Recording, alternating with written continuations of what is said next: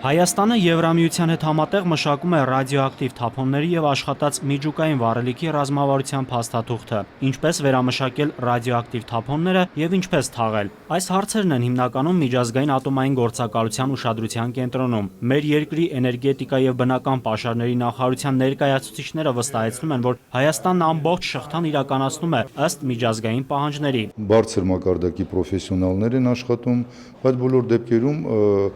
ճիշտ կլիներ եւ այդ հենց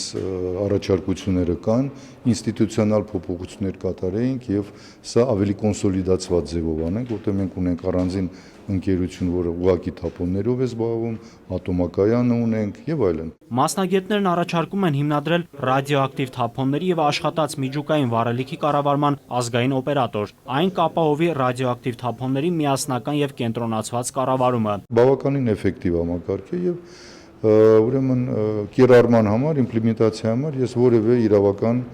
եւ այլ տեսակի խոչընդոտներ, տեխնիկական բնույթի խոչընդոտներ չեմ տեսնում։ Էներգետիկայի փոխնախարարի խոսքով դրա նախագիծը կա, մնում է արժանանա կառավարության հավանությանը։ Նաիրի Մուրադյան, Գառնիկ Մելքոնյան, ժամը լրատվական։